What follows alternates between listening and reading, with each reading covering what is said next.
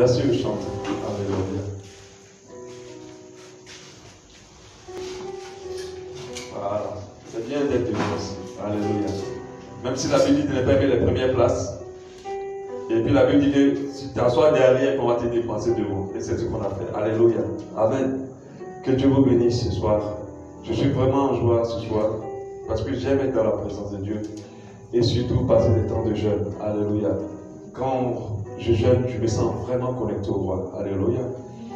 Et quand je suis connecté à lui, je me sens bien. Amen. Alléluia. Nous allons commencer une série de 5 jours de jeûne. 5 jours, c'est rien. C'est pas beaucoup. Alléluia. J'espère que ça ne va pas être trop dur pour toi aujourd'hui.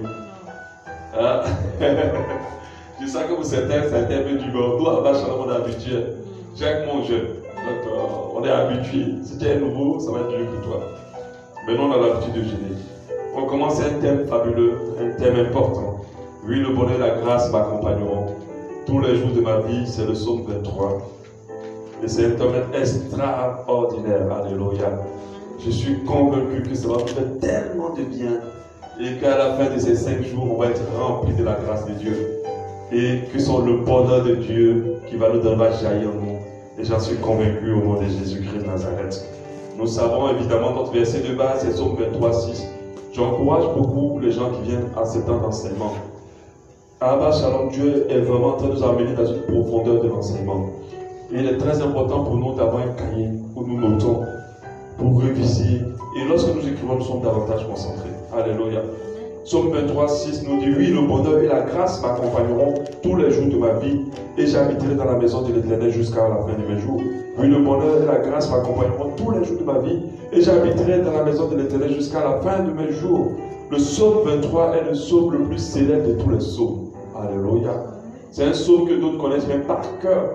Dans certaines églises qu'on a fréquentées ces jours-ci, quand j'étais à Abidjan, ou quand on était parti à Port-Gentil, à la fin du culte, l'assemblée récite ce verset par cœur. Même quand j'étais, c'est quand même bizarre, quand j'étais chez le pasteur Mohamed, qui est le père spirituel de cette œuvre, ils ont récité ce passage.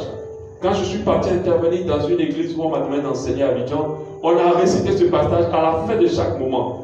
Quand on était à Port-Gentil récemment avec ma femme pour un programme, ils ont récité ce passage aussi à la fin de chaque moment. Alléluia. Et j'ai compris que ce n'est pas un passage banal, c'est un passage important. C'est déjà le plus célèbre verset des psaumes, le plus célèbre passage des psaumes, mais c'est aussi le psaume 23, le plus célèbre chapitre de la Bible. Alléluia. Parce qu'il est gorgé des paroles qui rassurent, il est gorgé des paroles qui donnent l'espoir, il est gorgé des paroles qui réconfortent. Et ce sont des paroles qui font du bien aux croyants. Alléluia. Oui, le bonheur et la grâce m'accompagneront. C'est le thème qu'on va aborder pendant ces 5 jours. On va rentrer dans ce thème selon que l'Esprit de Dieu va nous donner. Et on va comprendre ce qu'il y a dans ce passage-là. Et surtout, ce passage-là va libérer la puissance qu'elle contient. Alléluia. En plus de nous permettre de rentrer dans le mystère de cette vérité liée à ce passage, Dieu va libérer la puissance qui est contenue dans ce passage et ça va nous faire du bien. Je suis convaincu que le bonheur et la grâce va réellement nous accompagner, va réellement t'accompagner après ces moments. Alléluia. Je suis convaincu, si ce n'est pas encore le cas pour toi, parce que c'est le cas déjà pour certaines personnes, si ce n'est pas encore le cas pour toi, je t'assure que ça va être le cas pour toi après ces 5 jours. Reste fidèle au jeûne, reste fidèle à ce moment jusqu'à la fin. Dieu est un Dieu fidèle et il récompense la fidélité. Alléluia. Et il faut en tenir compte. La fidélité dans le jeûne, la fidélité dans la présence, la fidélité dans la prière, la fidélité dans la sainteté. Alors tu vas expérimenter la grâce de Dieu contenue dans ce verset. Alléluia. C'est quoi le bonheur? Quand on parle de bonheur, beaucoup de personnes peuvent donner différentes définitions. Quelqu'un va directement dire le bonheur c'est beaucoup d'argent. Moi je suis sûr que s'il y a beaucoup d'argent, je serai dans le bonheur. Et je sais qu'il y a certains dans cette salle qui pensent un peu comme ça. Si on te donne tout de suite 10 millions, je pense que tu vas être vraiment dans le bonheur. Alléluia. Tu seras content. Amen. Tu seras heureux. D'autres ont dit le bonheur, c'est d'avoir pas que l'argent. Certaines personnes ne sont pas très attachées à l'argent. Même si beaucoup de personnes aiment l'argent, ce n'est pas tout le monde qui aime l'argent. D'autres ont dit c'est d'avoir tout ce que je veux. C'est ça le bonheur. Parce qu'il y a des choses que l'argent n'arrive pas à acheter. C'est ça le bonheur. Quelqu'un m'a dit c'est d'être heureux dans toutes choses. Une autre personne m'a dit c'est de se marier. Mon bonheur, c'est le mariage. Quand je vais te marier, je vais expérimenter le bonheur. Quelqu'un va dire c'est un mari, une femme. D'autres diront c'est les enfants. Parce que dans certains qui trouvent le bonheur en ayant des enfants. D'autres vont dire c'est le travail. Depuis que certaines personnes travaillent, ils sont épanouis. Depuis que certaines personnes sont mariées, ils grossissent. Ils sont heureux. Ils sont dans le bonheur. Alléluia. J'aimerais que le bonheur t'accompagne, ça se voit. Mais ça ne se voit pas seulement dans le fait des millions et des milliards, mais ça se voit dans ta manière d'être et dans ta manière de vivre. D'autres vont dire que quand je construis, quand je suis dans ma propre maison et que j'ai construit, alors je vais rentrer dans le bonheur. C'est ça la définition du bonheur pour moi. Et certainement dire la voiture, c'est ça la définition du bonheur. Au point où la Bible nous donne en Proverbe 18, 22, que celui qui trouve une femme a trouvé le bonheur. Alléluia. La Bible dit celui qui trouve une femme a trouvé le bonheur. Et il dit c'est une grâce qu'il obtient de l'Éternel. Alléluia. Donc le bonheur, selon les hommes, est rattaché à toutes ces choses qu'on peut posséder et avoir dans ce monde. Alléluia. Est rattaché à ça, à tout ce qu'on peut posséder et avoir dans ce monde. Et je crois que si on devait lister les choses qui vont nous faire entrer dans le bonheur, je pense que la liste ne va pas s'arrêter. Alléluia. Parce que par exemple en Europe, pour les Occidentaux, le bonheur pour eux, c'est d'être dans un endroit paradisiaque. Se marier, les millions, c'est pas ça le bonheur pour eux. Pour eux, c'est d'être dans un endroit paradisiaque où tu manges des bons plats, où tu avais les belles plages, le beau sable, les animaux. Eux, c'est ça la jouissance de la vie pour eux. Pour eux, c'est ça le bonheur. Donc la liste ne finit pas. Elle est très longue dans la définition du bonheur. Mais c'est quoi exactement le bonheur? Selon Hébreu, le bonheur sort ou bien est traduit par le mot Gad. Gad, c'est G-A-D.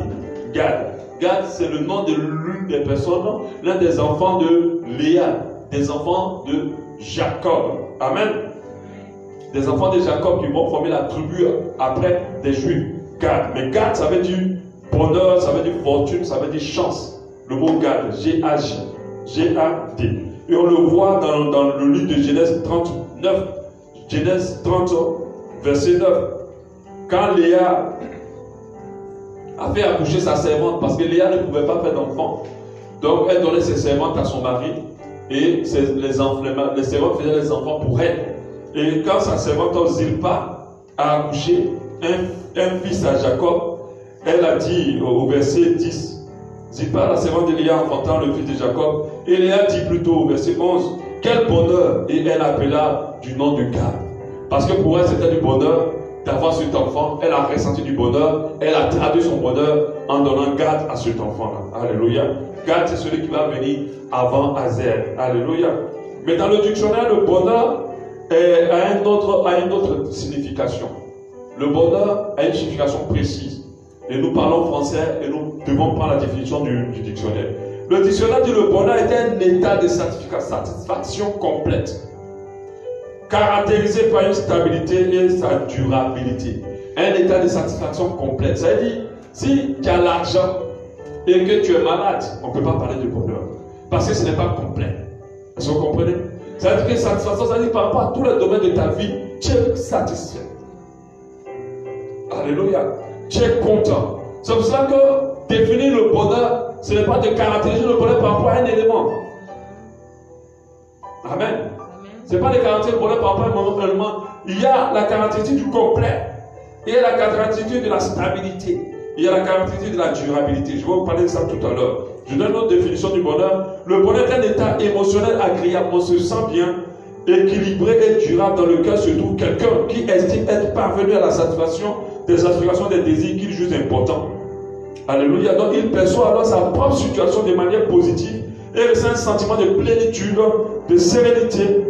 Tout le stress, l'inquiétude et le trouble sont absents. Donc il n'y a pas de stress, il n'y a pas d'inquiétude, il n'y a pas de doute. On se sent dans un moment où le stress, l'inquiétude et le doute ont disparu.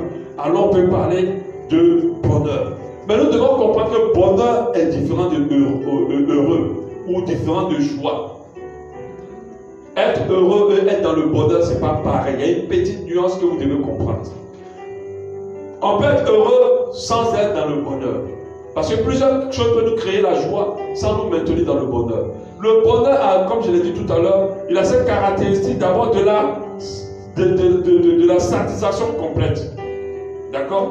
Quand je peux créer la joie ici, pendant que dans le coin de ta tête, il y a quelque chose qui te pointe, qui te dit que tu n'as pas réglé, mais tu as tel problème, ça, tu n'es pas encore dans le bonheur. Ok? Pendant que tu as appris que tu as eu le diplôme, tu es content ou content, mais dans ton creux de ta tête, il y a quelque chose qu'on te rappelle qui te rappelle que tu n'as pas le droit d'être content complètement. Alors tu n'es pas dans le bonheur. Mais la particularité du bonheur, c'est la durabilité de la joie. Alléluia. C'est que tu n'es pas joyeux aujourd'hui et puis demain tu pleures. Ça, tu n'es pas dans le bonheur. Le bonheur, c'est lorsque ta joie est durable. Lorsque ta joie tient encore. Lorsque ta joie reste un peu plus longtemps. Alors, on parle de bonheur. Mais lorsque ta joie est momentanée, ce n'est pas un bonheur. Alléluia. C'est pour cela que la Bible dit, le bonheur et la grâce t'accompagneront. La Bible ne dit pas la joie va t'accompagner. Il dit le bonheur. De toute façon, la joie reste sur ta vie longtemps. Ça se transforme en bonheur. Amen. Est-ce que vous comprenez? Le bonheur, enfin, il ne suffit pas de ressentir un bref contentement pour être dans le bonheur. La joie intense n'est pas le bonheur. C'est-à-dire que même si tu es joyeux qu'à dépasser, tu n'es pas encore au stade du bonheur. C'est parce que c'est un plaisir éphémère. Or, le bonheur, ce n'est pas éphémère, ce n'est pas pour un temps, c'est pour un long temps. C'est-à-dire que tu es vraiment dans le bonheur. C'est une joie qui c'est un état de satisfaction, d'être heureux qui s'installe longtemps et qui est complet. C'est-à-dire dans le coin de ta tête, il n'y a pas quelque chose qui te rappelle que non, tu n'as pas le droit d'être heureux. Alléluia. Est-ce que vous comprenez? Donc le bonheur est durable. C'est vrai que Éphésiens, 1 Thessaloniciens 5,7 nous dit, soyez toujours joyeux. Ce que Dieu veut nous donner, ce qui va cacher notre vie, ce n'est pas d'être heureux. Il veut qu'on soit toujours heureux. Ce n'est pas d'être joyeux, il veut qu'on soit toujours joyeux. Quand on dit toujours joyeux, alors on parle du bonheur. Est-ce que vous comprenez? Toujours joyeux, alors on parle de bonheur. Tu peux être joyeux ici et pleurer ici. Et c'est ça la vie de beaucoup de personnes. Il rit aujourd'hui, il pleure le même jour. Il rit demain, il pleure après-demain. Et ça, ce n'est pas ce que Dieu veut qu'il t'accompagne. Dieu veut que tous les jours, tu sois dans la joie. Alors il parle de bonheur.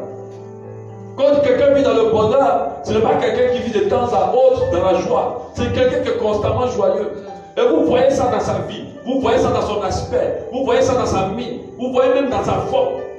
Parce que quand ils sont trop joyeux, ils grossissent. Quand ils sont trop joyeux, ils éclaircissent. Le teint change.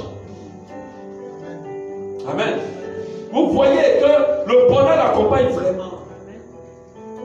Vous voyez le propos de la personne n'est plus écrite quand elle parle. La personne ne critique plus, elle ne calme plus. Elle dit toujours du bien des gens. Même quand elle fait du mal, elle est tranquille. C'est ça qu'on dit le bonheur. Alléluia. C'est ça que Dieu veut qu'il nous accompagne. Même quand on lui explique un problème, elle est sereine. C'est ça qu'on dit le bonheur. Parce que quand une personne est paniquée, quand une personne est dans l'anxiété, quand une personne est dans les craintes, dans la peur, elle ne peut pas vivre dans le bonheur. On ne parle pas de bonheur. Elle peut avoir des joies momentanées, mais il y a toujours une peur qui est associée à ça. Il y a toujours une crainte qui est là, alors elle ne vit pas le bonheur. Beaucoup de personnes dorment sur le lit, mais ils ne dorment pas dans le bonheur. Malgré qu'ils ont tout pour être dans le bonheur. Alléluia. La parole de Dieu nous dit en 1 Thessaloniciens 5,16, soyez toujours joyeux. Ça veut dire que Dieu cible le bonheur pour nos vies. Alléluia. C'est ça le but de Dieu.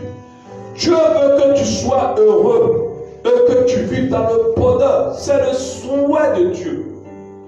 Dieu veut que tu sois heureux et que tu vives dans le bonheur. Il dit en Somme 23,6, oui, le bonheur, la grâce m'accompagneront tous les jours de ma vie. C'est David qui le dit. Et j'habiterai dans la maison de Seigneur jusqu'à la fin de mes jours. Dieu veut que tu sois dans le bonheur. Alléluia. Est-ce que tu peux dire avec moi, oui, le bonheur et la grâce m'accompagnera tous les jours de ma vie. Oui, le bonheur et la grâce m'accompagneront tous les jours de ma vie. Est-ce que tu peux dire, oui, Dieu veut que je sois toujours heureux. Oui, Dieu veut que je sois toujours heureux. Oui, Dieu veut que je sois toujours joyeux. Oui, Dieu veut que je sois toujours Alléluia. Amen. Plusieurs chrétiens ont du mal à intégrer ça dans leur esprit. Plusieurs chrétiens ont du mal à réaliser que le bonheur est un partage à la base. Et c'est là qu'il y a le problème dans les églises en fait. Alléluia.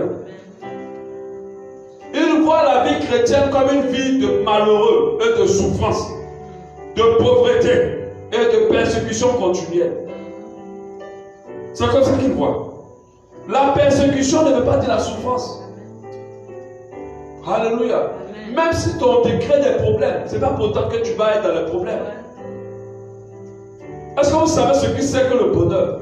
Le problème est qu'il s'installe dans ta vie, malgré qu'il y a des problèmes jusqu'à demain matin, tu dors en paix et tu es heureux. Et c'est des choses que j'expérimente. Ça que tu ne sais pas la solution, mais quand tu dors là, tu es tranquille. Amen. Toujours, ce n'est pas un moment, c'est tout le temps, c'est constamment. Et ceux qui expérimentent le bonheur, ils deviennent naturellement agréables, ils deviennent naturellement doux, ils deviennent naturellement joyeux. Ils créent un environnement de joie autour d'eux. C'est ça qu'on dit on vit le bonheur.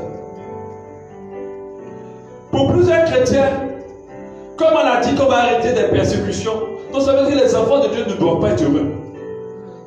Parce que la parole de Dieu dit qu'on va laisser tout pour suivre Jésus, on va recevoir tout en son tube, et puis la persécution. Donc pour eux, l'enfant de Dieu ne doit pas être heureux. L'enfant de Dieu ne doit pas être heureux. L'enfant de Dieu ne doit pas être joyeux. Alléluia. Et ça, c'est une grave erreur. Lisons 1 Pierre 4, 12. Il dit, bien aimé, ne soyez pas surpris comme d'une chose étrange qui vous arrive de la fournaise. Dans la fournaise qui est au milieu de vous pour vous éprouver. Il dit, vous êtes dans le feu, ça chauffe sur vous. Mais il dit, réjouissez-vous. Jésus même dit, non, l'apôtre Paul, il dit, vous êtes dans le feu, la fournaise. Donc ça chauffe sur toi. Et puis après, il dit à la fin, à la suite, réjouissez-vous au contraire. De la part que vous avez aux souffrances de Christ, afin que vous soyez aussi dans la joie, dans l'allégresse, lorsque sa gloire apparaîtra. Quelqu'un qui souffre, tu lui dis de se réjouir. Alléluia. Ça veut dire que qu'est-ce qui conditionne ton bonheur? On va mieux parler de ça. Alléluia après. Mais tu dois comprendre que le bonheur est le partage des enfants de Dieu. Le bonheur est le partage des enfants de Dieu. Plusieurs chrétiens ont du mal à pouvoir intégrer ça dans leur vie. Ils ont du mal à croire qu'on peut être chrétien et être heureux. Être dans le bonheur. C'est un problème pour vous. Être chrétien et rester toujours heureux. Aujourd'hui, la joie que les gens cherchent dans les églises, c'est comme si c'était quelque chose d'inaccessible. C'est comme le bonheur que les gens cherchent dans l'église, cherchent avec Christ, c'est comme si c'était quelque chose de lointain. Mais qui vous a dit ça? Aujourd'hui, quand tu cherches des gens qui souffrent, c'est beaucoup plus à l'église qu'à l'extérieur. Pourquoi? Parce que les enfants de Dieu ne croient pas que le bonheur est le partage. Que Dieu veut qu'ils soient dans le bonheur. Dès qu'un chrétien vit dans le bonheur, on commence à le soupçonner d'être dans le péché. Dès qu'un chrétien est un peu trop heureux, on dit qu'il est charnel. Parce que pour eux, ce n'est pas compréhensible que le diable ne te crée pas tous les 1000 problèmes du monde. Et que tu ne souffres pas comme les autres. Avant, j'y croyais aussi. Je me rappelle au début de ma foi, j'avais un ami que le papa avait tellement persécuté qu'il avait chassé. Et je me disais, ça, ce sont les vrais chrétiens. Ils souffraient tellement. Et voilà un vrai chrétien. Est-ce que moi-même je suis converti? J'étais en train de dire, mais moi-même, je vais accepter, on ne m'a même pas persécuté. Mais je n'avais rien compris en fait. On a l'impression que chrétien, ça veut dire souffrance. On a l'impression que chrétien, ça veut dire pauvreté, malheur. Mais ce n'est pas vrai, ce n'est pas biblique. Dès que tu commences à rayonner un peu, on dit que tu es rentré dans l'occultisme. Dès que tu commences à être un peu belle parce que tu es dans le bonheur, on dit que c'est le mari de quelqu'un. Parce qu'ils n'arrivent pas à comprendre qu'un chrétien peut être heureux. De telle sorte que les gens du monde, quand ils regardent le chrétien, se disent tous ces points comme ça là, je ne peux pas. Je ne peux pas être heureux sans Jésus. Parce que ce qu'on affiche là, ce n'est pas le bonheur et la grâce vous accompagneront tous les jours de votre vie. Ce n'est pas un moment, c'est tous les jours de votre vie. Il faut que quand on te regarde, on sente le bonheur et la grâce sur ta vie. Et le bonheur et la grâce ne sont pas conditionnés par les choses matérielles. Elles sont conditionnées par notre Dieu. Alléluia. Ce qui rend beaucoup d'enfants de Dieu malheureux, c'est que leur bonheur est conditionné par les choses de ce monde. Il dit, tu peux être heureux sans tout posséder. Amen. Et tu dois le comprendre. Dieu lui-même a dit, le bonheur et la grâce t'accompagneront tous les jours de ta vie. Tous les jours de ta vie. Pas un moment, pas quelques jours, tous les jours de ta vie. Alléluia. Tu dois comprendre que si tu ne réalises pas ce dont tu as droit, tu ne peux pas avoir droit. Même si un enfant possède 10 000 immeubles et qu'il ne sait pas qu'il les possède, il ne peut pas être riche. Si tu ne réalises pas que Dieu a disposé que tu sois dans le bonheur, Dieu a disposé le bonheur pour toi et la grâce pour toi, tu ne peux pas rentrer dans le bonheur et la grâce. Et c'est ça le problème de beaucoup d'enfants de Dieu. Si tu n'aspires pas à quelque chose, tu ne peux pas l'expérimenter. Tu ne peux pas avoir accès. C'est au point même que certains chrétiens se sentent coupables lorsqu'ils commencent à vivre le bonheur. Se sentent coupables lorsque la grâce de Dieu commence à luire sur eux. Amen. C'est-à-dire que quand tu commences à voir la faveur de Dieu sur ta vie, la grâce de Dieu sur ta vie, les choses qu'on fait pour toi pendant que tu n'as pas fait grand-chose, et que tu vois les autres souffrir, tu commences à être coupable. Tu te dis que tu ne le mérites pas. Alléluia. Le fait seulement que tu sois le fils du Très-Haut, tu mérites que le bonheur et la grâce t'accompagnent tous les jours de ta vie. Et ça, tu dois l'intégrer et tu dois y aspirer pour y avoir accès. Alléluia. Quand tu cherches à être heureux, on trouve que tu es charnel. C'est aujourd'hui qu'on voit certains chrétiens investir un peu de sous pour se détendre un peu. Mais avant, même aller à la plage, même aller au restaurant, avec ta femme, tu es charnel. Parce qu'il fallait rester prier jusqu'à puis laisser ta femme là-bas. Tu étais charnel. Même si au fil des vacances, tu es charnel. Parce que quand tu as l'argent des vacances, là, viens construire l'église. Mais à quel moment le bonheur et la grâce vont m'accompagner s'il passe mon temps à construire l'église? Mais Dieu te donne des ressources pour son œuvre, mais pour entretenir ton bonheur. Alléluia. Amen. Dieu investit dans ton bonheur et tu dois le réaliser. C'est ton papa. Quel papa ne veut pas que son fils soit heureux? Alléluia. Amen. Il y a d'autres qui s'interdisent tout parce qu'ils sont chrétiens. Ils sont malheureux. Et je vous assure, il y a des gens qui prêchent la sanctification avec amour. Il y a des gens qui prêchent la sanctification avec aigreur. Et Dieu me l'a parlé récemment. Tu te sanctifies jusqu'à ce que tu dépasses les règles de la sanctification. Maintenant, les autres, eux, ils marchent seulement normalement, ils profitent de la vie aussi. Et toi, tu trouves qu'ils sont charnels. Et que tu trouves qu'ils ont péché. Repentez-vous. Mais toi-même, tu es en train de dire ça là parce que tu es jaloux. Et tu es écrit. Et beaucoup parlent de repentance par aigreur. Pas par amour. Ils parlent de repentance par aigreur. Parce qu'ils sont restés là, ne pas comprendre qu'ils doivent être heureux. Et d'autres ont compris ça. Et ils sont heureux. Maintenant, toi, tu es là, mais tu es en train de chercher la faille dans leur vie. Pour leur dire, toi, la réponse, toi, c'est parce que tu es charnel.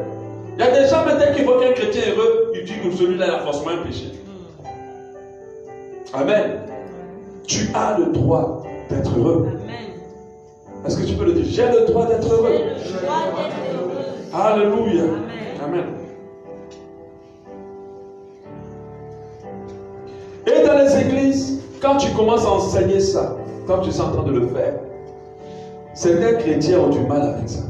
On va dire, voilà les pasteurs qui enseignent les choses du monde, qui enseignent la prospérité, qui n'enseignent pas le retour de Jésus, et qui n'enseignent pas la sanctification. Alléluia.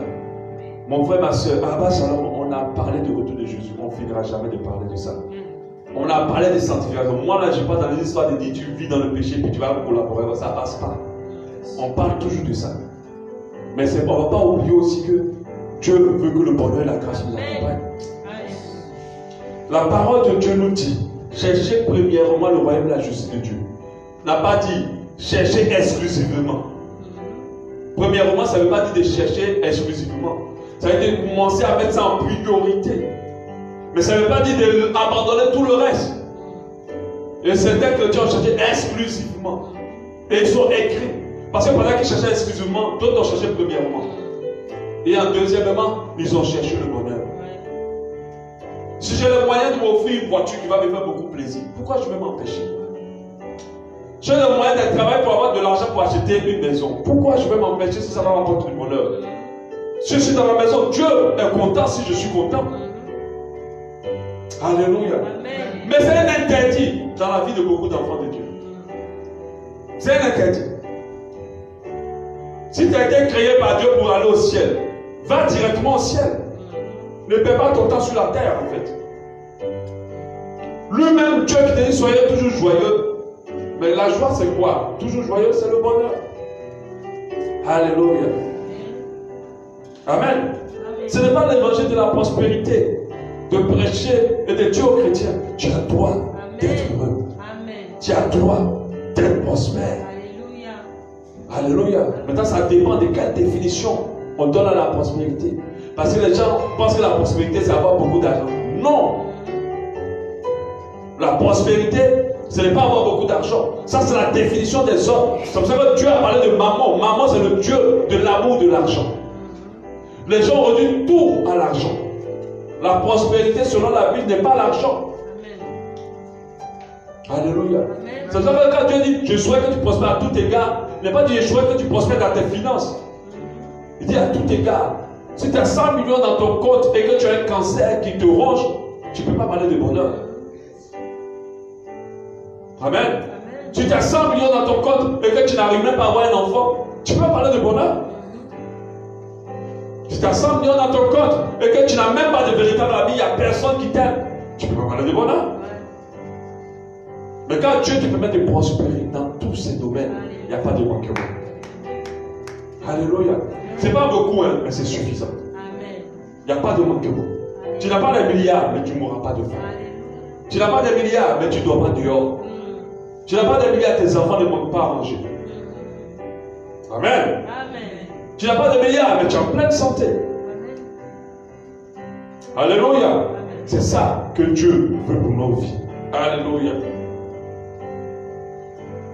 Amen. Amen. Chercher premièrement ne veut pas dire chercher exclusivement. Alléluia. Nous devons comprendre que nous sommes dans ce monde, mais nous ne sommes pas du monde.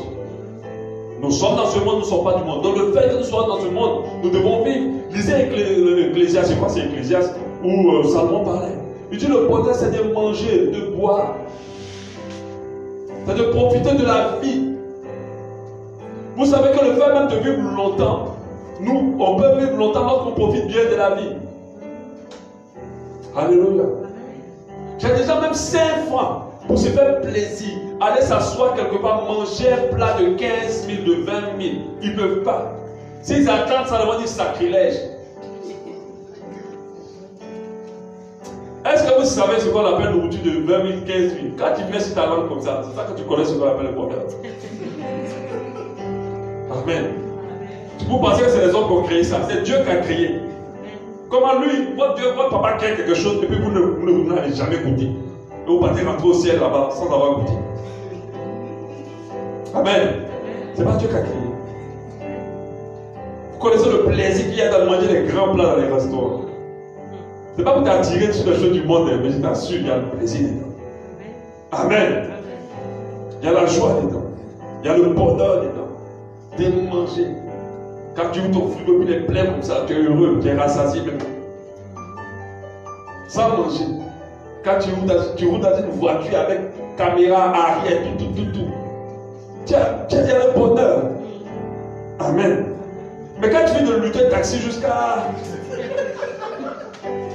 L'habit qui a repassé avant de c'est déjà froissé. Est-ce que tu peux parler de bonheur? Amen. Est-ce que tu peux parler de bonheur? Non. Parce que quand tu arrives dans la chose, tu vas te dire, tu as insulté les gens, juste dans la rue, quand fatigué, l'Esprit de Dieu est parti. Parce que tu as tellement insulté les gens. Parce qu'il y a des gens, ils insultent seulement. Même chrétien. Amen.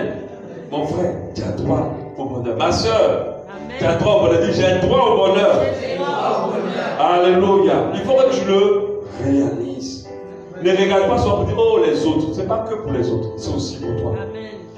Ne sois pas écrit. Parce que c'est ce qui rend beaucoup écrit. Ils se disent qu'ils n'ont pas droit, mais ils voient les autres. Ils voient les autres. Je vous assure. Les personnes avec qui tu marches vont venir, oh mon frère, j'ai eu une promotion, je voyage pour les États-Unis. Oh mon frère, je vais me marier. Ma soeur, toi tu es là maintenant. Tu ne peux pas parler. Toi tu dis rien. Tu ne peux même pas dire même que j'ai acheté un vélo. Mais tu vas être aigri. Alléluia. Et l'aigreur fatigue beaucoup de chrétiens. Beaucoup de chrétiens sont fatigués par l'aigreur. Parce qu'ils n'ont pas compris que ce que les autres ont là, eux aussi, ils peuvent avoir accès. Ils n'ont pas compris que Dieu veut que le bonheur et la grâce les accompagnent. Et cet enseignement-là, ça peut te faire rentrer dedans. Si tu rentres dedans, tu vas l'expérimenter. Alléluia. Et là, tu dois comprendre. Ce n'est pas un péché de vouloir être heureux. Ce n'est pas un péché d'aspirer au bonheur. Ce n'est pas un péché d'être joyeux, de vouloir être toujours joyeux. Dieu même nous le dit. Alléluia. Amen. Dieu veut que tu sois toujours joyeux. Dieu veut que tu sois toujours dans le bonheur. Alléluia. Dis avec moi, j'ai le droit d'être heureux. J'ai le droit de vivre le bonheur. J'ai le droit d'être joyeux. J'ai le droit d'être riche. Parce que tu veux le cas de dire pasteur de prospérité, il m'en fout. J'ai le droit d'être en pleine santé. Alléluia. Moi-même, là, j'étais le persécuteur des gens qui prêchaient ça avant. Je persécutais, mais j'avoue que j'étais aigri. Amen. Bon, aujourd'hui, là, je suis plus aigri. Parce que le bonheur et la grâce m'accompagnent. Amen. J'avoue que c'était l'aigreur quand même que j'étais un peu avant. Vous finissez de parler que les gens prospèrent sur moi. Vous voulez parler des scientifiques, oh, les pécheurs, mais ils prospèrent. Ils évoluent. Je dis, ah, c'est que c'est pas, ça marche pas. Faut te taire. Et puis toi-même, il faut aller chercher aussi ce qu'ils cherchent. Mais bien sûr, en restant collé au retour du Seigneur, à la sainteté, à l'application de la parole de Dieu. Bien sûr, sans te déconnecter. Je ne suis pas prêt à tout pour le bonheur. Ça, c'est clair. Alléluia. Je veux le bonheur et la bénédiction qui vient de mon Dieu. Mais ce bonheur-là est disponible aussi pour nous. Le bonheur n'est pas créé par le diable. Il a été créé par notre Dieu. Alléluia. Amen. C'est Dieu qui donne le bonheur. C'est lui qui nous donne accès au bonheur. La Bible nous dit en Ecclésiaste 2, 24, le passage dont je parlais, il n'y a de bonheur pour l'homme qu'à manger et à boire et faire jouir son âme de bien-être. La Bible dit c'est ça ton bonheur. Mais, il met au milieu de son travail, il dit mais, j'ai vu que cela aussi vient de la main de Dieu. J'ai vu que cela vient aussi de la main de Dieu. Le bonheur peut se venir à nous de deux manières. Le fait de profiter de la vie, ça nous apporte le bonheur, mais Dieu nous donne aussi le bonheur. Mais cela vient de la main de Dieu. Le fait de jouir de ces choses-là, c'est la main de Dieu qui nous l'apporte. C'est Dieu qui nous donne le bonheur. C'est Dieu qui donne le bonheur. Et quand il fait pleuvoir, ça plus sur les bons et les méchants. Même ceux qui ne l'ont pas ont le bonheur aussi. Alléluia. Alors s'il donne à ceux qui ne l'ont pas, il doit aussi te donner. Je dis les chrétiens, sortez de là. Vous voyez des familles qui ne connaissent même pas Jésus, mais qui sont en harmonie, dans le bonheur, dans la joie. Vous les voyez, qui prospèrent. Alors pourquoi pas nous, les enfants de Dieu? Alléluia. Ce n'est pas parce que tu es chrétien que tu vas être immédiatement heureux. Ce n'est pas parce que tu es chrétien que tu vas être dans le bonheur. Il faut que tu aspires et que tu rentres dedans. Toute chose est disponible pour celui qui croit. Mais est-ce que tu crois?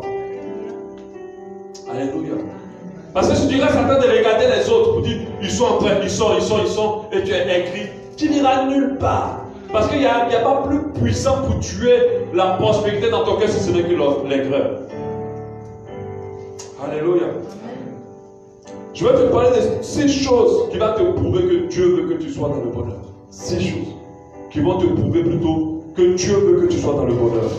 La première chose, lui-même, il a dit dans sa parole, il a recommandé d'être toujours joyeux. 1 Thessaloniciens 5,16. Toujours joyeux, ça veut dire bonheur. Si tu es joyeux, toujours, tu es dans le bonheur. Lui-même te dit soyez, c'est un ordre même qui te donne, sois toujours joyeux. Il y a des gens, leurs visages sont toujours fermés. Alléluia. Mais si ton visage est déjà serré, si tu rumines déjà, comment le bonheur peut être là? Ça ne peut pas. Si toi-même tu commences à penser à tous tes problèmes, comment le bonheur peut être là? C'est comme si Dieu t'interdit de réfléchir à tes problèmes. C'est comme si Dieu t'interdit de ruminer tes situations. Il a dit ne vous inquiétez de rien. Alléluia. Mais quand Dieu dit ça, c'est parce qu'il veut que le bonheur reste attaché à toi. Alors, celui qui s'inquiète ne peut pas être heureux. Alléluia. Amen. Moi, quand je suis dans des situations, même si c'est très haut, je prie. Quand j'ai fait des prières, je me soucie plus de ça. Dieu trouve la solution. Et je reste heureux. Alléluia. Même tes réponses aux gens montrent que tu n'es pas dans le bonheur. Parce que tu es dans l'inquiétude. Même ta manière de réagir montre que tu n'es pas dans le bonheur. Parce que tu es en train de réfléchir à ta situation. Tu ne peux rien faire à ta situation. C'est Dieu seul qui donne le bonheur. Amen. Dans la Bible, Dieu lui-même te dit d'être heureux. Donc il veut te mettre dans le bonheur. Alléluia. Et la joie fait partie du fruit de l'esprit. Quand nous recevons l'esprit de Dieu, il nous donne la joie. Ça veut dire que Dieu tient à ce que tu sois toujours joyeux. De telle sorte que le fruit que son esprit nous apporte est la joie aussi. Alléluia. Ça doit te convaincre que tu dois être toujours heureux et que le bonheur est pour toi. Autre chose. Dieu lui-même dit dans sa parole en 3 Jean 1:2. Bien-aimé, je souhaite que tu prospères à tout égard et sois en bonne santé comme prospère l'état de ton âme. Ça veut dire que Dieu souhaite que tu sois dans le bonheur. Par ce qu'on dit prospérité, prospérité est associée au bonheur. Il dit je souhaite. Il dit c'est mon désir, c'est mon souhait que tu sois toujours heureuse, que tu sois toujours heureux. Le souhait d'un papa, c'est de voir son enfant heureux tous les jours. Même pas un jour. Quand l'enfant est triste, même ton enfant de 1-2 ans, dès que tu sens que l'enfant ne joue plus comme avant, toi-même tu es malade. Tu ne te sens plus bien. Parce que tu veux que l'enfant tous les jours soit heureux. Dieu veut que tu sois heureux tous les jours. Et je t'assure, dans le secret, il travaille pour ça. Il prépare les choses pour ça. Mais je sais que par la foi, quand on rentre dans la joie de Dieu, alors elle se matérialise dans nos vies. Alléluia. Un autre, troisième point. Lorsqu'on lit les commandements que Dieu donnait aux Juifs, on voyait que ce qui les intéressait, c'est qu'ils soient heureux. Vous allez voir plusieurs commandements, surtout en Deutéronome. Il dit, ne fais pas ci pour que tu sois heureux. Fais ça pour que tu sois heureux. Pose ça pour que tu sois heureux. Et vous allez voir plusieurs versets où il dit ça.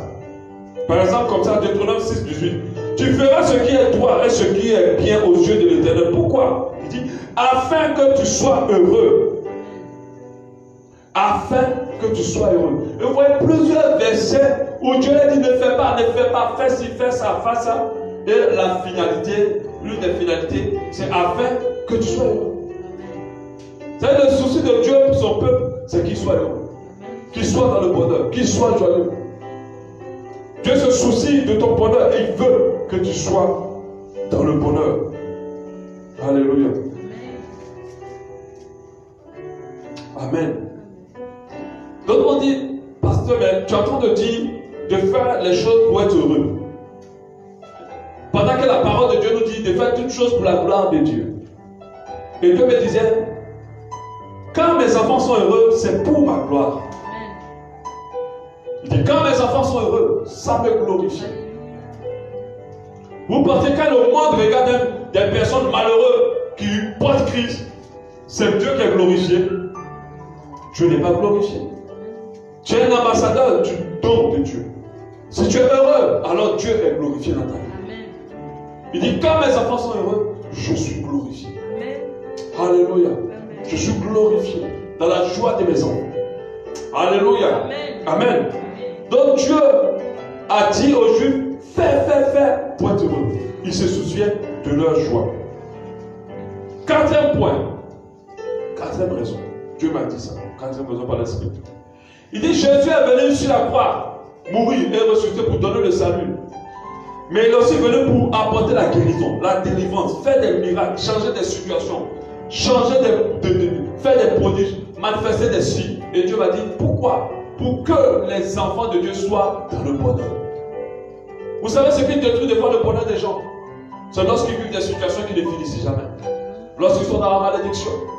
Si tu es malade, ça va être très difficile de dire que je vis dans le bonheur. Jésus vient te guérir, pourquoi? Pour que la joie et le bonheur émergent de ton cœur. Et Dieu m'a dit, Christ est venu pour sauver. Mais avant de sauver, pour donner le bonheur à mes enfants. Pour donner le bonheur aux chrétiens. Et je disais le dimanche passé que penser des personnes qui sont dans les pays où on les tue à cause de Jésus. D'autres me disent, mais je disais que faites attention. Ce n'est pas parce qu'on les tue qu'ils ne sont pas dans le bonheur. Moi j'ai vu l'histoire de eux, pendant qu'ils sont en train de le brûler, il est en train de le chanter de joie. Amen. Il est en train de chanter louer Dieu avec une joie extraordinaire. Il sentait qu'il était heureux. Alléluia. Amen. Ce n'est pas parce qu'on te persécute que tu n'es pas dans le bonheur. Le bonheur, la personne ne doit pouvoir te l'arracher. Mais il y a des gens, il suffit seulement d'un petit truc, c'est fini, leur bonheur a fui. Leur joie a disparu. Pendant que Dieu a dit, soyez toujours joyeux. C'est une note, ce n'est même pas une recommandation. Alléluia. La tristesse ne fait pas partie de Dieu. Donc Jésus manifestait tout cela pour que tu sois dans le bonheur. Il est venu te délivrer. Il a donné un enfant à Anne pour que Anne soit heureuse. Parce que depuis qu'Anne n'avait pas d'enfant, elle était malheureuse. Elle ne pouvait pas parler de bonheur. Sa co-épouse se moquait d'elle. Il a donné un enfant à Sarah pour que Sarah soit heureuse. Sarah ne l'était pas. Il a guéri un aveugle, plusieurs aveugles, pour qu'ils soient heureux. Parce qu'ils ne voyaient pas, ils n'étaient pas heureux. Pour qu'ils vivent enfin au bonheur. Alléluia. Donc Dieu est aidé dans nos vies, au travers de Jésus, pour nous donner le bonheur. Et ça, c'est une raison pour nous convaincre que Dieu veut que nous soyons heureux. En cinquième point, quand tu regardes la vie de plusieurs personnes dans la Bible, plusieurs personnages, tu vois que Dieu s'était beaucoup investi dans le bonheur. Quand tu regardes la vie d'Abraham, quand tu regardes la vie de Joseph, même de Job, quand il a eu des problèmes, Dieu a changé sa situation. Dieu a tout donné en multiple, en double, et il était heureux. Quand tu vois Salomon, quand tu vois Joseph, quand tu vois Abraham, tu vois que Dieu a investi dans la vie de ces personnages pour qu'ils soient heureux. Alléluia. Et le dernier point, qui est un point qui conclut vraiment cela, les raisons. Dieu est notre Père. Et je l'ai dit au départ, un papa veut que ses enfants soient heureux. Un papa veut la joie de ses enfants. Il y a des gens qui n'ont pas encore réussi à avoir un rapport entre Dieu de père et de fils. Ils n'ont pas encore réussi. Ils voient seulement celui qui est prêt à les frapper. Ils voient seulement celui qui est prêt à les taper. Ils voient seulement celui qui est si loin d'eux. Celui qui ne se soucie pas de celui qui ne les connaît pas. Dieu te connaît. Il dit dans sa parole, même les cheveux qui sont à tête, il connaît le chiffre. Le jour, un grand homme, il connaît le nouveau chiffre. Il te connaît exactement. Il n'est pas plus avec moi qu'avec toi. Il est avec toi comme il est avec moi. Dieu n'est pas un Dieu qui fait des préférences parmi ses enfants. Il les aime tous pareils. Alléluia. Il nous aime. Il n'a pas de préféré. Il n'a pas de particulier. Il nous aime tous. Il te connaît. Un papa veut que son fils soit heureux. Sa fille soit heureuse. D'autres ne réalisent pas que Dieu est insentimental. Il nous aime à un point. Quand tu pleures dans ta couche de tristesse, Dieu pleure avec toi. Amen. Mais d'autres ne le savent pas en fait. Ils ont comme l'impression que Dieu les abandonne. Je me rappelle un jour. Bon, il y a plusieurs trucs qui se passent, mais je me rappelle un jour. À un moment, on était dans une situation financière un peu compliquée. Et j'étais allé en ville. J'avais combien, peut-être, si j'avais trop sur moi, peut-être 1000 francs, un truc comme ça. Ah, ça arrive. Voilà. J'avais 1000 francs sur moi. Et je marchais Je me dis, ça là, même si tes 1000 francs là trébuchent à toi, tu es foutu. Tu restes au centre-ville là, tu ne peux plus rentrer. Donc j'étais là, j'ai dit, mon seul 1000 francs. Et puis il y avait peut-être 200 comme ça sur moi. Et je devais rentrer et je ne savais pas comment faire. 1000 francs, quel taxi va accepter 1000 francs jusqu'à Gondier? C'est pas long, c'est loin. Et puis j'avais une forte tristesse à commencer à m'envahir. Je me dis, ah Seigneur, comment tu peux me laisser? Je ne peux même pas manger. J'ai même acheté quoi la même peut-être 100 pour acheter des arachides, tout ça là, pour calmer la fête. Ah, ça arrive au. Je dis la tristesse. Et quand j'ai acheté l'arachide, j'ai eu pitié même de moi-même. Je vous assure. Je sais que, hey, c'est toi qui mange l'arachide dans le pays déjà ici. J'ai eu pitié même de moi-même. Mais dès que j'ai senti une forte tristesse m'envahir, j'ai senti un sentiment qui m'a rassuré. Bam, ça s'est placé. J'ai pu le casser 1000 francs, il a accepté. Avant que j'arrive, l'argent se débloque. Quelqu'un appelle, il paye. Et puis après, ça suit financièrement. Je dis, ah Seigneur, tu nous aimes bien. Nous qui sommes si infidèles, nous qui ne sommes pas parfaits dans tout ce qu'on fait. Et j'ai vu que Dieu m'aime. Parce que j'ai commencé à me sentir légèrement triste, il a activé. Il a agi immédiatement. Dieu ne veut pas que tu sois triste. Dieu veut que tu sois dans le bonheur. Le problème de plusieurs enfants de Dieu, c'est qu'ils ne réalisent pas ça. Ils ne réalisent pas ça. Dès qu'ils sont tristes, ils se positionnent en rébellion envers Dieu. Dès que ça ne va pas, ils préfèrent s'éloigner de lui. Or, quand ça ne va pas, c'est au pied du Père qu'il faut aller pleurer. Si vous avez tout, vous pouvez pleurer. C'est auprès du Père qu'il faut aller vous plaindre pour dire Seigneur, intervenez, demandez sa faveur. Ne vous éloignez pas de lui. Ne le laissez pas. Ne vous rebellez pas contre lui. Et vous allez voir que votre Dieu tient à ce que vous soyez toujours dans le bonheur. Et qui va intervenir en votre faveur. Et très rapidement. Les gens disent que Dieu n'est pas rapide. Il est rapide. Il agit vite. Des moments, il prend du temps pour mieux faire. Mais des moments, il fait vite quand il y a urgence. Alléluia. Il dit dans sa parole en Zacharie 2:8, celui qui vous touche la prunelle de mon œil. Celui qui vous touche la prunelle de mon œil. Donc imaginez comment l'œil de quelqu'un peut être tellement important. Qu'est-ce qui peut être important que tes yeux? Tout ton corps. Parce que si on casse tes yeux, on t'a mis dans l'obscurité. On dit celui qui vous touche la prunelle de son œil, de Dieu. Dieu veut que tu sois dans le bonheur. La Bible dit que car Dieu a tant aimé le monde, quelqu'un qui t'a tellement aimé qu'il a pris son propre fils pour le sacrifier. Comment cette personne ne veut pas que tu sois heureux? D'autres pensent que Dieu prend plaisir à leur souffrance, mais non. Il fait toutes choses pour ton bien, pour que tu restes dans le bonheur. Et beaucoup ne comprennent pas ce message-là. Ils viennent à l'église, mais leur cœur est en colère contre Dieu. Ils viennent à l'église, ils font des choses pour Dieu, mais leur cœur en veut à Dieu. Mais ils ne peuvent pas l'exprimer clairement. Il y a un combat en eux. Alléluia. Tu dois comprendre que Dieu est en train de tout faire pour que tu sois heureux. Et quand tout va se déclencher, si tu comprends ça, que tu acceptes ça, cela va se créer autour de toi. Et tu seras dans le bonheur. Même pendant les manquements, tu seras dans le bonheur. Tu seras heureux. Alléluia.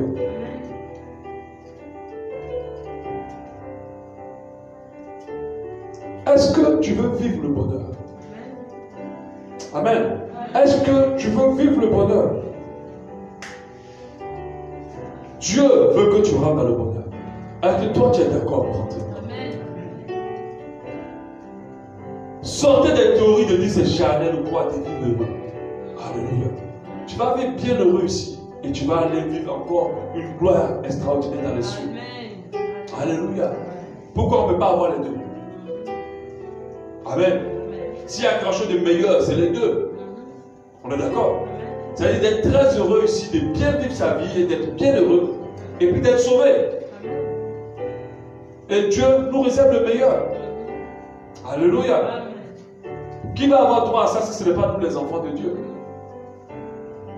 Qui vous a dit qu'ils sont obligés de souffrir d'abord ici et de souffrir tout le temps, de rester pauvre, de mourir pauvre et malheureux pour aller au ciel? Qui vous a dit ça? C'est David lui-même qui dit ça. Il dit oui, le bonheur et la grâce m'accompagneront tous les jours de ma vie. Et j'habiterai dans la maison de l'Éternel. Tous les jours, il n'a pas dit pendant un temps, lui-même, qui a combattu Dieu, qui aimait Dieu même plus que toi et moi, qui a fait des sacrifices plus terribles que toi et moi pour Dieu, qui connaissait l'importance d'être sauvé, d'être en phase avec Dieu. Mais il a dit, je vais toujours être heureux. Alléluia. Demain, je vais vous parler de l'importance de la grâce. Ça, c'est une autre dimension. C'est pour ça que je n'ai pas parlé de ça aujourd'hui. J'ai parlé de bonheur seul. Mais je vais vous parler de la dimension de la grâce. Et vous allez comprendre que Dieu nous aime beaucoup. Et ça, si tu ne comprends pas ça, tu ne vas pas rentrer dedans. Au nom de Jésus, j'ordonne que tu rentres dans le bonheur. Je proclame que tu rentres dans le bonheur. Tu seras toujours joyeux. Tu seras toujours heureux. Tu seras toujours dans le bonheur. Au nom de Jésus. Rien de personne ne volera ta joie. Rien de personne ne comprendra ton bonheur. Rien de personne ne volera ta joie au nom de Jésus. Et cela va se passer ainsi. Dans le nom de Jésus. On va prier. Tu vas prier, Seigneur.